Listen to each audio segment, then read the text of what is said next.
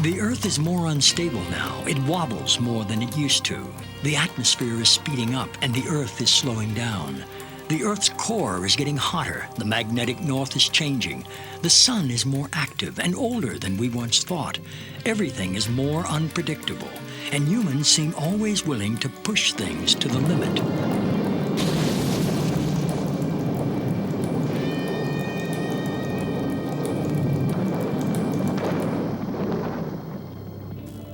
The late Carl Sagan said, "We've arranged a global civilization in which most crucial elements profoundly depend on science and technology.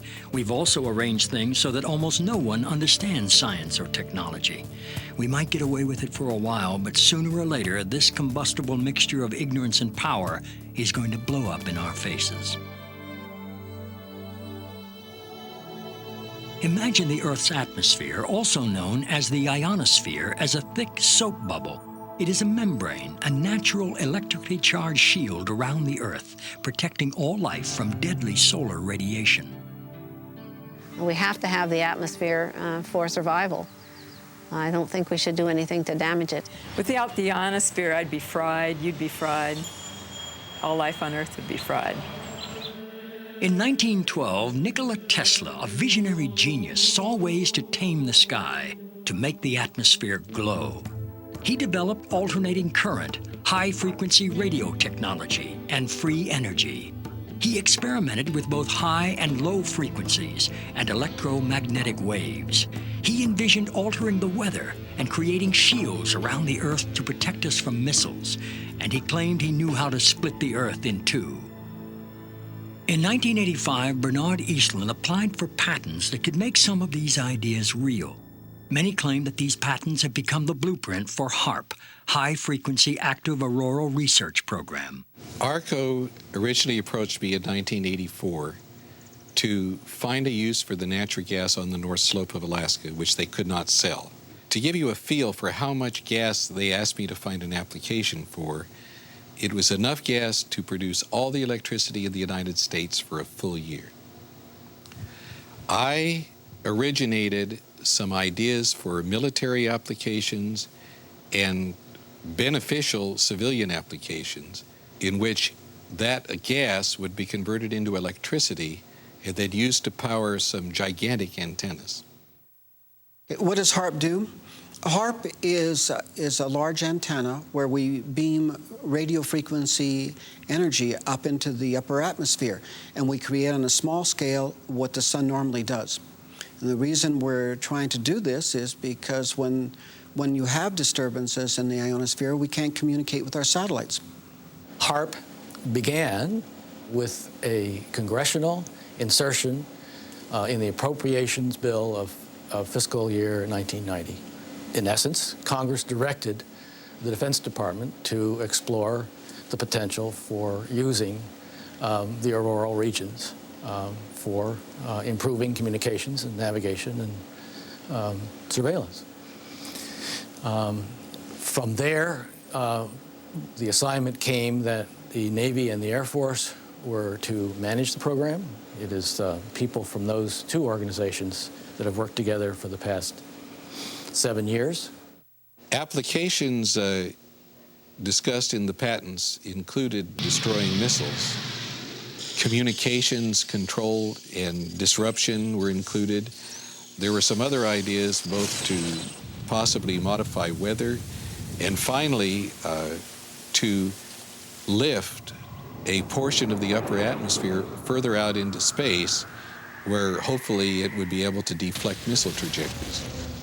What we do by beaming up radio frequency up into the ionosphere, that radio frequency, when it hits molecules of atmosphere, it tends to make the subatomic particles inside move faster, and that increases their temperature. So you can bring their temperature up to 1,600 degrees or so, which is normally what the sun does to those particles at that atmosphere. The ionosphere of the Earth has got enormous amount of energy. There are 8,000 thunderstorms going on all over the Earth at any given moment. There are millions of amperes of electricity pouring to the Earth from lightning strikes, and HAARP could create a trigger effect. In 1983, I did radiotomography with 30 watts, looking for oil in the ground. I found 26 oil wells over a 9-state area, and 100% of the time was accurate with just 30 watts of power beaming straight into solid rock. HAARP uses 1 billion watts beamed straight into the ionosphere for experiments.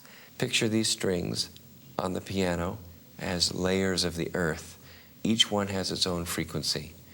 What we used to do is beam radio waves into the ground, and it would vibrate any strings that were present in the ground. We might get a sound back like, and we'd say, that's natural gas.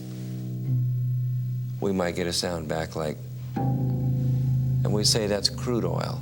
We were able to identify each frequency. We accomplished this with just 30 watts of radio power. If you do this with 2 billion watts, the vibrations are so violent that the entire piano would shake. In fact, the whole house would shake. In fact, the vibrations could be so severe underground that could even cause an earthquake. While we feel that HAARP is a unique facility, it's not the only one like it in the world. HAARP has some capabilities that we feel are better than some of the others. You can change the frequencies. You can shift the beam so that you can move it from one part of the ionosphere to another, and it has quite a bit more power than some of the other facilities throughout the world that are doing the same kinds of research. I chose what's called a phased array antenna for the patents because it can be aimed. Picture holding your microwave oven in your hands with the door open. Then you can move it around and send those microwaves different directions. And for these applications where I wanted precise control of where the power was, I felt that was the best type of antenna to use. And that is the kind that HAARP has built. What we can do with an antenna is change the portion of the sky into which we insert the energy. HAARP can create some of the effects that the sun creates that are similar to the aurora borealis. HAARP can paint designs in the sky, if you will. You know, it can take the beam and move it in any pattern that the scientist who's doing an experiment might want to do. What I'm holding in my hands is an electrodeless lamp. In it, I have a low atmosphere gas, somewhat similar to the atmosphere above the Earth. I'm now going to put this in the microwave oven, which will irradiate it with about 1 watt per square centimeter. You know, you put 1 watt out and you've got the fields necessary to break down the air, or whatever happens.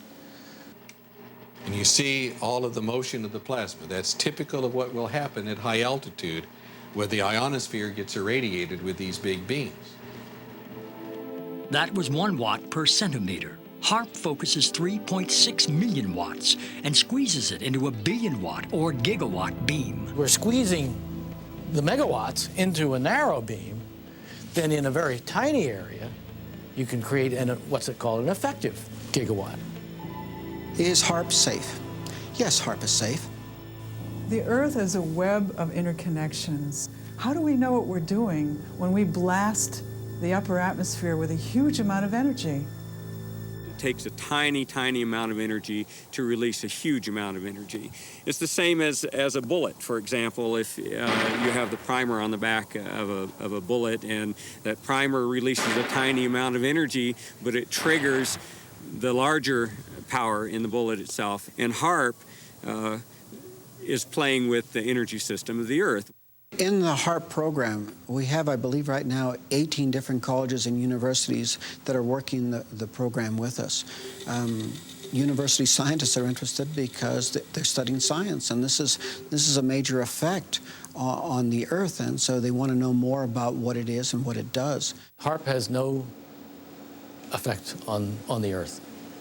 HAARP began in the 1980s, and we were just beginning to learn about chaos theory, how a tiny stimulus can change the dynamics of a living system like the human body or the whole living Earth. I don't think the people who developed HAARP were even aware of that science or its impact in the life sciences. Today, our knowledge is much bigger about how tiny effects can drastically shift the health or well-being of a living thing. It is possible with a big beam to take a part of that upper atmosphere and push it out further. What they're not paying any attention to is what's happening to the ionosphere while it's being held 80 miles out into space by this high energy beam. It's heating up. And all of the molecules in that ionosphere region are absorbing energy out of that radio beam. And if they pick the right frequency to push that plume out into space, that energy may discharge back out of the ionosphere, back down the radio beam, and strike the Earth. And it would be about 100 times the energy released out of a thunderbolt. And that's how much energy would be released. In certain applications, the military acknowledges that it can literally lift the ionosphere. And what they say is, it's not a problem, it's a short period of time, yet when you lift the ionosphere up, the lower atmosphere rushes in and fills that void, which changes localized weather patterns. HAARP papers say that they intend to lift up a part of the ionosphere, which creates a hole, and they say that it heals over quickly. But what happens if you create enough holes that it just can't quite take care of it fast enough? As far as creating a hole, to me, it's the analogy of you put your hand in water, and yeah, you're taking up space, but when you pull it out, it goes back together again. Same way the ionosphere would work. If the hole means that the neutral density has been somewhat modified, then if you want to call that a hole, maybe that's fine. The hole would be at least 30 miles long, half a mile deep, 50 to 60 miles above the Earth. I imagine there are hundreds of satellites that have interactions with the ionosphere. They're all doing their own local modification of the ionosphere. They're all creating their own holes. Satellites, rockets, space shuttle flights, not just HAARP, but many technologies out there in space are creating holes in heaven. As to this question of injecting more high-energy particles into the Earth's electrical system, the ionosphere is a dynamic system, ever moving, ever changing. I don't think anyone on this planet really knows the point where enough is enough. This was the planning document that really brought HAARP into being, and the absolute requirements ran from 1 gigawatt, which is 1 billion watts, all the way up to 10 billion watts of effective radiated power with a desired level of 100 billion watts. At its biggest size suggested, if you beamed it for an hour and a half, that would equal the energy in a hydrogen bomb. It's just a person's concept of what might possibly be done. Doesn't necessarily mean the government endorsed it or not. What's the power when it pulses? And I can't find that in any of the documents that I've looked at. If you have a very small battery, you can put it in a small pen light and turn it on and have for some time a little bit of light. You can take the exactly same battery and put it in your camera, and when you flash that camera, the light will blind you. The nature of radar and these electromagnetic supplies is they can usually be pulsed. So one very good question for people to ask is, what is the peak power of that antenna when it pulses at its full capability? Pulsing it doesn't matter. To make it bigger, all they'd have to do is add additional elements. In fact, the request for proposal specified a design that could be added onto. The first module is what's called a developmental prototype, and that's 48 antennas in a 6x8 array. What you're looking at is the HAARP site in Alaska, or at least about 1/5 of the HAARP site. When this is completed, you'll see about 180 of these poles. Together, those 180 poles make up one single antenna, designed along with these cross members and a wire mesh here to send all the information, all the radio frequency energy that is generated by these trailers up into the ionosphere. As they acknowledge in their papers when they say, we don't know what will happen when we push it to the next level of effects. The military record explains it as phase 1 of a multi-phase project. It's going to get bigger, it's going to continue, and that's again why we're concerned. There's always a limit to everything, although we don't know exactly where that limit is. We are surrounded and bombarded by millions of megawatts of natural energy because the sun blows a solar wind which crashes towards the Earth. Since the Earth is a giant magnet, the magnetic field called the magnetosphere protects us. HAARP's original patents were designed to distort or alter the magnetosphere. It's interesting to compare humans and the Earth. The Earth has a magnetic field. Humans actually generate a magnetic field too, especially in our hearts and brains. Every cell in our body has a powerful magnetic substance called magnetite, which responds sensitively to magnetic fields in our environment. If HAARP is altering the magnetosphere, which is the magnetic field of the Earth and all around it, surely this will have an effect on our health and on our physiology. HAARP's combined antennae generate a focused billion-watt high-frequency radio beam, which penetrates the lower ionosphere and interacts with the currents of the auroral electrojet. During this modification, this pulsing beam stimulates the ionosphere, creating ELF waves which can move great distances through the lower atmosphere and penetrate into the Earth to find missile silos, underground tunnels, and communicate with hidden submarines. There's a current flowing through here called the auroral electrojet. You deposit energy in there, you're changing the medium, okay, and you're changing the current, and you're generating ELF and VLF waves. In simple terms, the electrojet is a river of electricity high above us. And a paper that I've read recently adds to the indications that they intend to cause it to dip down closer to the Earth so it can be tapped for a huge electrical power generating station, which is insanity because they don't know what they're dealing with. They're dealing with the planet's electrical system. The electrojet affects global weather. Sometimes during a magnetic storm, for instance, it touches the Earth. It can knock out telephone cables and power grids. What HAARP is capable of doing is to modify the electrojet. By modifying the electrojet, that current in the ionosphere, it has a capability of generating low-frequency waves. What essentially the system does that's different is instead of the radio frequency energy dissipating as it goes up from the antenna array, it's actually focused. And the larger the antenna array, the higher they can focus the energy. And once they get the energy up into the ionosphere, depending on what they want to do, they can create a secondary frequency causing the ionosphere to vibrate, sending that signal back down to the Earth. And what that essentially does is allow them the ability to communicate at very high data rates with submarines, also allows for the possibility of Earth-penetrating tomography, or in the vernacular would be like X-raying the Earth or looking into the Earth several kilometers deep. I heard one of the scientists point out they can make these ELF waves penetrate the Earth and get an image when that comes back. When I did this in '85, that kind of capability did not exist. We, in fact, are doing experiments, or plan to do experiments, to see if we can detect tunnels underground. There is a way of being able to use this type of technology to be able to look for minerals that can be just below the surface of the Earth. Oil, gas, different types of ore. HAARP can be used to explore oils or gold mine and the like. Basically because the signal, low-frequency signal, can penetrate deeper into the Earth or the water or the ocean than the high-frequency signal.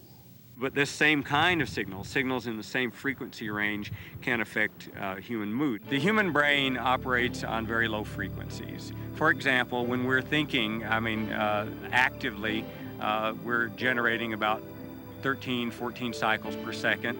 When we're meditating, we're generating 8 cycles per second. And when we're asleep, the brain waves are running at about 4 cycles per second. And HAARP is capable of generating all of these frequencies. These kinds of signals can control the human brain. And if you can control these frequencies and multiples of these frequencies and various combinations, you can control all kinds of emotions. You can generate happiness, you could generate sadness, you can generate any mood you want. We are immersed in ELF waves. And those, as far as I know, maybe they are affecting us, but But these waves are minuscule compared to those.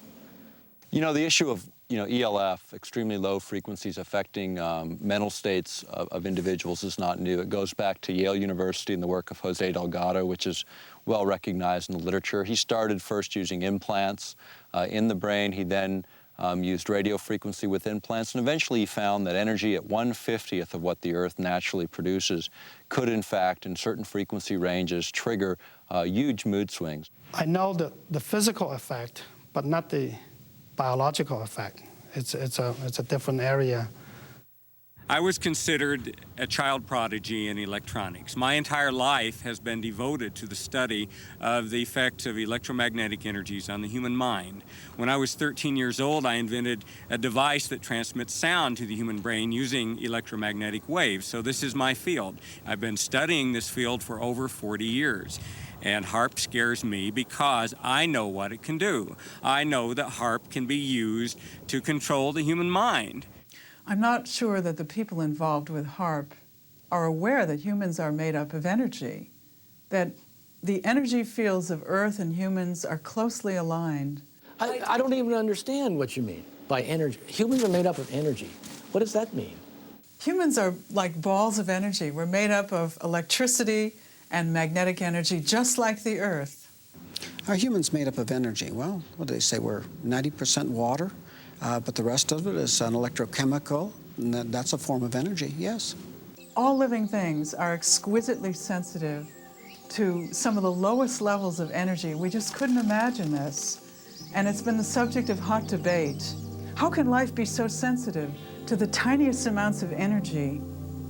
But because this is how we are bioregulated, by virtue of tiny energy transactions within our body and also coming from the Earth, this is indeed the case. There are many different electromagnetic projects and technologies out there that are affecting our health today. This document from Maxwell Air Force Base lays out the use of electromagnetic weapons technologies for debilitating human beings. Using electromagnetic warfare against human beings, you can cause disease, you can cause hysteria, or you can cause passivity for population control. Extremely low frequencies affect us because they are the same frequencies that our brains output. And when they're in the environment around us, our brains try to entrain to them.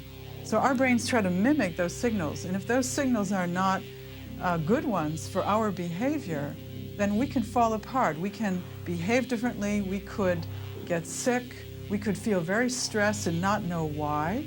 Once in a while when you have a power outage, most people can identify the fact that they have a release of tension. The minute the electricity goes out, they feel an inner relaxation, a tension release, and when the power goes back on, the tension returns. So this is something that most of us can feel. Everyone has a certain sensitivity to electromagnetic waves. It's just that some people are more sensitive than others. The symptoms that I discovered in my research caused by electromagnetic frequencies are anxiety, depression, diarrhea, dizziness, extreme fatigue, headaches, lightheadedness, mood swings, nausea, nighttime increase in urination, pulse rate, a sudden increase, shortness of breath, tingling, prickling feeling of the skin, vertigo, nosebleeds, blood pressure increase, and body tremors. You can also cause cancer. You can disrupt the genetic structure of our cells. You can cause long-term damage in terms of mutagenic damage over generations, or you can cause very short-term damage, and you can actually cause somebody to just have their cells fall apart and hemorrhage to death. I found from people who were writing me and calling me from all over the country that they were suffering from either one or all of these same symptoms, and every single one of them lived close by to a transmitter. You know this from HAARP to GWIN to these towers that are all over the United States now. GWEN stands for Ground Wave Emergency Network. In nuclear attack, the ionosphere would be essentially destroyed by air bursts of nuclear weapons, and there wouldn't be any reflection, and all communication links would go out. Was thought of as an emergency backup communication link in case of nuclear attack. the weapons technologies are changing so dramatically at this particular time. It'd be like equating introduction of gunpowder to the West or the beginning of the atomic age earlier this century. And that's what's happening with electromagnetic weapons technologies today. The Air Force Phillips Laboratory is the Air Force's primary laboratory for doing space research, and that involves things like HAARP, studying the ionosphere. Anything the Air Force needs for space, we look into, and that includes weapons for space application, one of which is developing plasma toroids, projectiles made of plasma, essentially the atmosphere of stars, being able to harness that energy and to be able to fire it at a target. We have a device called Shiva. Shiva is a large capacitor bank. Capacitors store electrical energy. And then in a very short time, we release that energy. In about 100 millionths of a second, we will release the same amount of energy as the entire U.S. electrical production for that same instant in time, where the electrons rip from their orbits and you have a soupy gaseous mixture, thousands of degrees hot. Potentially a very serious weapon. Electromagnetic warfare can also be used in coordination with ionospheric warfare. After I had actually left the program in 1987, one of the last communications I had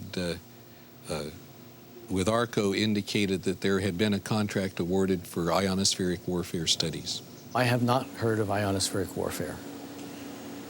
I don't even know what the term means. In other words, using the ionosphere as an amplifier and as a broadcast medium.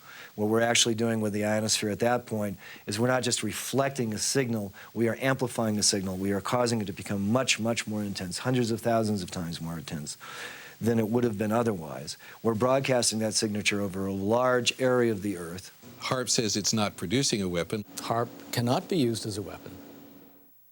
Some of our critics have argued that HAARP is only the beginning and could be a major weapons system. That just isn't true. What HAARP is basically a ground-based Star Wars weapon technology.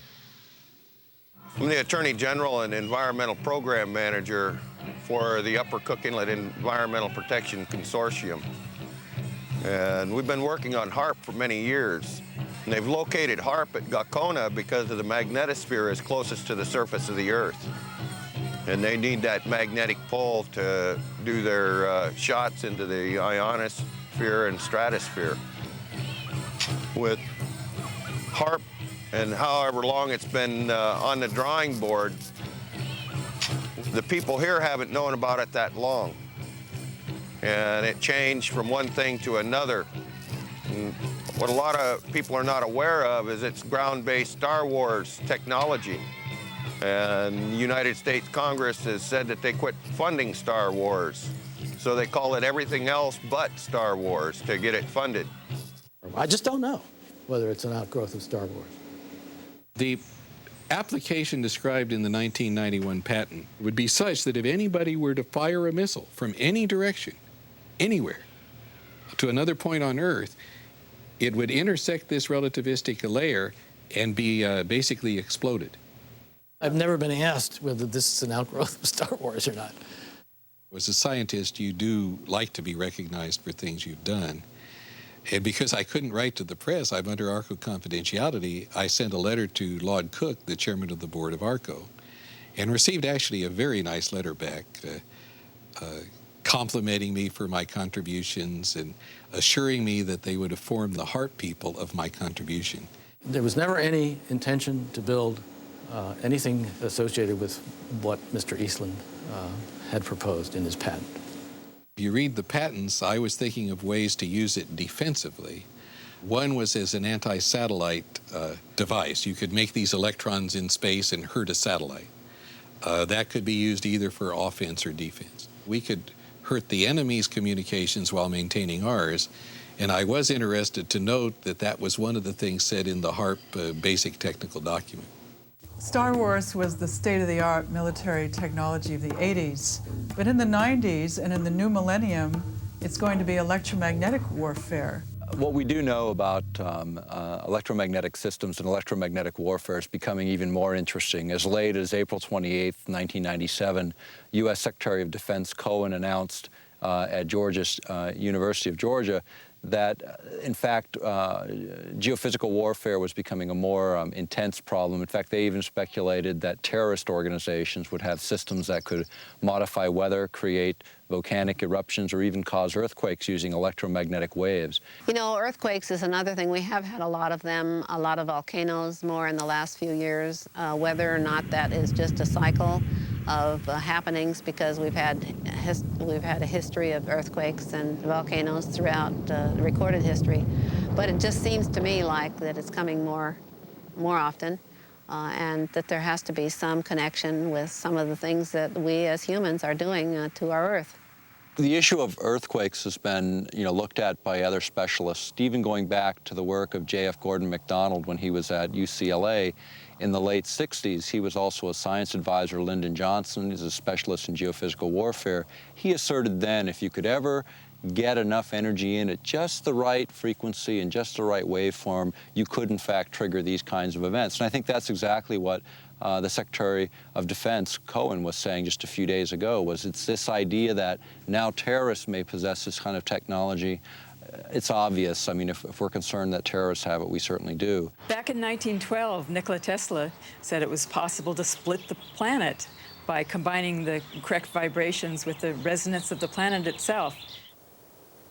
The idea of affecting weather for many people, it gets to the point where you say, well, can that even be real? And when you go back in time, even to 1976, the United States, along with over 60 other countries, signed an accord where we agreed to not use weather manipulation as a weapon of war. This is before biological and chemical treaties, before many of the nuclear disarmament treaties. And yet, that was such a big threat in '76. Has the science progressed? Certainly. We're in this sea of energy. We're in a sea of gases. We're in a sea of particles that are charged. And they're moving constantly, just like a current in the ocean, just like the wind in the atmosphere. This current forms.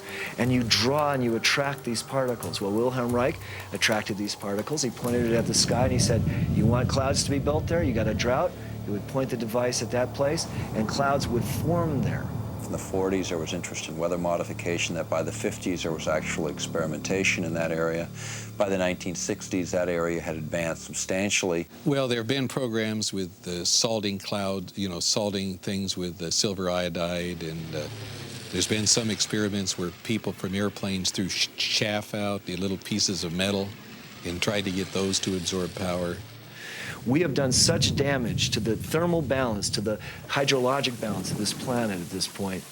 We are seeing more and more disasters. You have to watch the news. You have to notice these things. You can't just take Prozac and forget about it, and the next day you see the whole Ohio River Valley was just flooded. Billions of dollars of damage. Thousands and thousands, tens of thousands of people left without homes.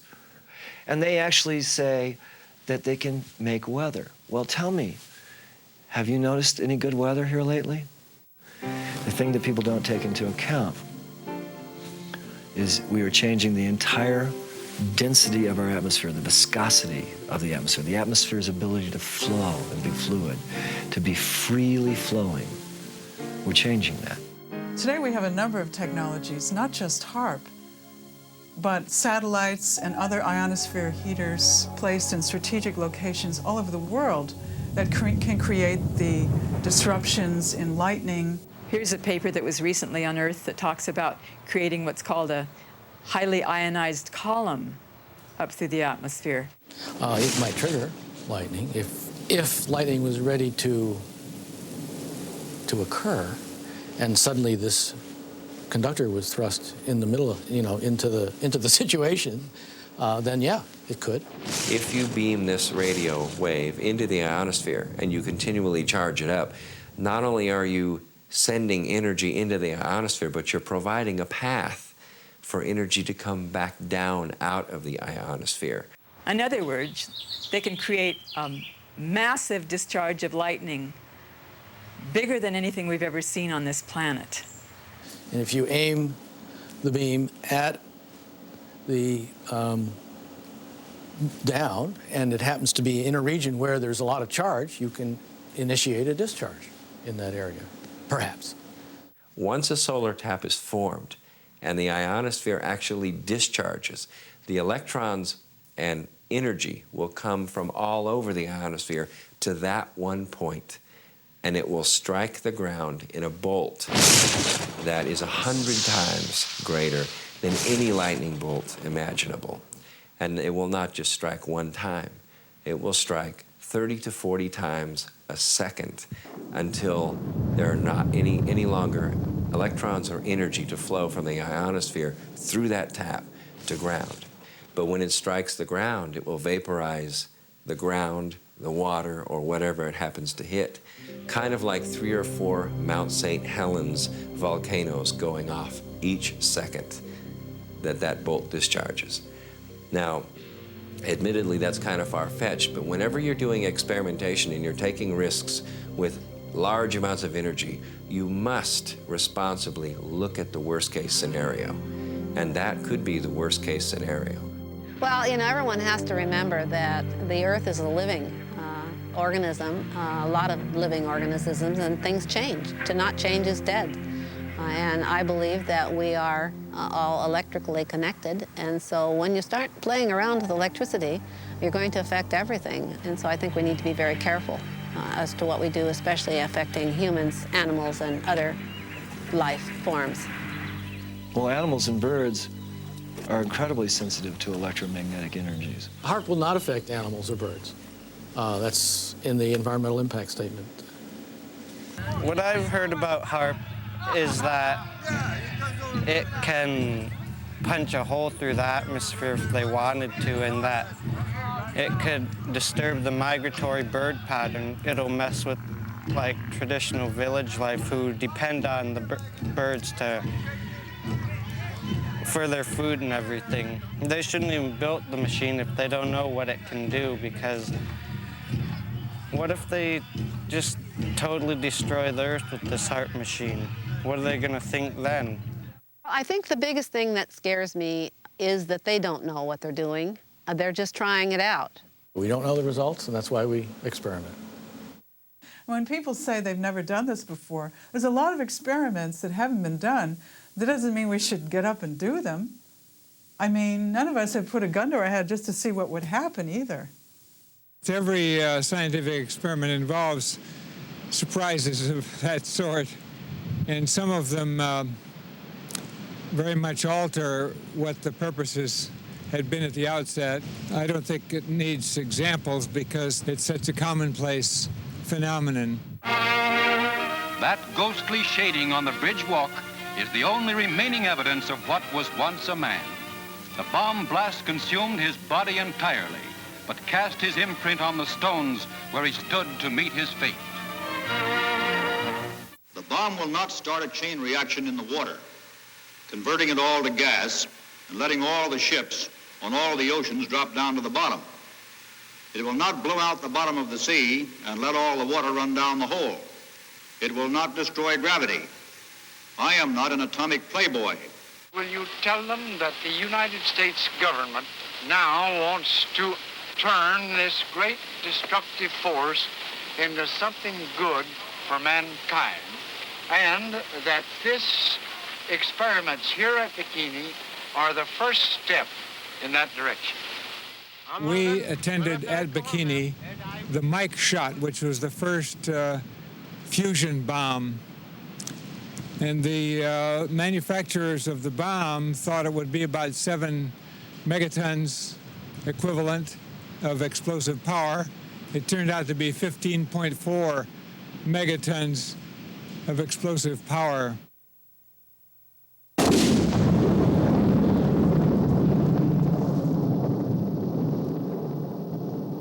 Their island was much more contaminated than had been presumed, and the radiation from that weapon contaminated the ocean. It's just like with DDT, remember?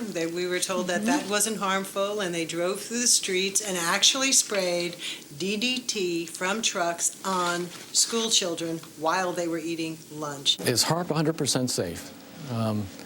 I don't think I would categorize any radio transmitting system as 100% safe. We have made it as safe as we can. We have followed all the standards. that are applicable. There are no standards because we have no intimate knowledge of how Earth and life work together. Many times we've experimented on various different things and then it didn't turn out the way we expected it to. It can get as big as what's been determined to be safe in the environmental impact statement. It can't go any bigger than that. The environmental impact statement was funded by the Air Force and the Navy, the people that are running the program. When you look at the Earth itself, you think about the Earth and how it releases energy naturally. You can look at earthquakes and what we know about them over 30 years is they're increasing in depth, frequency, and magnitude. You can look at weather patterns. And what everyone knows, at least in this country and most of the world now, is weather patterns are going through dramatic shifts that are blamed on any number of factors. And then you can also look at tidal heights in the North Sea, which have been steadily rising over a 30-year period as it's been charted. All of that indicates releases of energy. And then in the midst of this natural releases of energy, we're going to inject billions of watts of power into the magnetic lines of force. What this will do, they don't really know because they've never been at these power thresholds before. Safety is the main consideration here. Aircraft safety, radio frequency safety. The environmental impact statement is the governing document. And anybody that has an environmental concern that we have not addressed in this should come to us and let us know about it. There's no independent scientific committee looking at this outside of the military. There's no physiologists or bioscientists involved in this project from the military looking at those bioeffects. We think it's a narrowly focused program in the sense that the bulk of it is military-driven. That's what's driving the budgets, and that's what's driving the program. The military research is one line of work, and I would say the medical research is another line of work, and for most part, these two groups are not talking to one another. There are a number of scientists like myself who are concerned about this, who are in fear of what HAARP could do to the planet. Not only mind control, but weather changes, possible earth changes, earthquakes, things like that. And we all need to band together. We need to contact each other over the internet. We need to lead a discussion on this, and scientists need to contact their government representatives and tell them what they feel about this. Our critics have talked about HAARP and some of the problems they perceive. If anyone, any group, individuals, whatever, were concerned, they're welcome to tour the site. They're welcome to put together an independent team of their experts to come onto the site and to review what it is we're doing. We have absolutely nothing to hide. We need to bring in people from all walks of life to study the possible consequences of this technology. We don't know the effects. I don't think we should move blindly forward and just do these experiments. We were recently invited to Brussels to speak to a group of parliamentarians in an organization called Global International. And we were able to present HAARP as an issue to over 60 parliamentarians from 40 countries. And what was important is it really was the first time many of these folks had heard much about this project. But I can tell you that the international interest has been growing. The scientific community is starting to wake up to the issue. And what we're seeing is more people willing to go forward and speak out. I'm concerned that the people who understand that all life is interconnected aren't the people that are making the decisions about these experiments on our ionosphere. What air I breathe, everybody else breathes. Water and air and the land, our life. Let's do what we have to do to protect it. As living systems, we're open systems, and we can't draw the line between where our boundary stops and where the boundary of the non-living domain begins. The Earth is a living organism. It's not something that's really outside of us. It's really an intimate part of who we are. And when we destroy it, we destroy ourselves. I have always asked that, and if anybody has a problem, come and let us see what the problem is. And if it's something we haven't addressed that we should have, of course we'll address it. The problem with government and the people right now is that people don't trust the government, and they have good cause not to, because so many times over the years they've not told them the truth. Well, the planet's electrical system is not there for us to exploit for Department of Defense purposes. It's there as a part of a whole beautiful, harmonious, interconnected system that supports all life on this planet. And we don't know everything that there is to know about it. It's not up to me to determine that it is or is not a valid expenditure of taxpayers' funds. It's not my call. And if Congress gives us the funds, evidently they believe it's worthwhile. I'm told to do this, and we are doing it. Those people who are in government, they tell me a lot of times that they're just following orders. My response is, so was Heinrich Himmler. He was just following orders. We're about to embark on another arms race. It's totally unnecessary. We're committing billions of dollars to this technology, and the question becomes is, where does it end? I mean, they figured $3 trillion on the entire nuclear adventure, and that's, 60% of the current national debt. Are we going to start that cycle again? Is it necessary to do that again? There's just no sense to make more of HAARP than there already is. It's intended to be for research, and that's all. So even though HAARP is small today, every major weapons program was small at its infancy. It's just we usually don't find out about them till 50 years later. In this case, we're finding out at the beginning phase, and this is a time for people to take and pay attention and look at this technology and determine, is this really a direction we want to go, and is it really necessary right now? HAARP is not a threat, it's a benefit. We also know that there are other very specific frequencies which are different from the war games frequencies, which can enhance healing, which can accelerate natural healing in our bodies, which can alleviate our mood disorders, which can help us get over depression, anxiety, and sleeplessness. The military has very different plans and asks different questions looking at the same system than the scientist who's interested in medical issues or healing the planet. It may not be that the Earth will die, but we will not be able to sustain human life on this planet if we continue to add one element of destabilizing technology after another. If we do not stand up for what we believe in, for the children, we're not doing our job. Perhaps true wisdom lies in knowing our limitations and that even the laws of nature are uncertain. In view of these technologies, we're left to wonder, do these experiments jeopardize our long-term survival?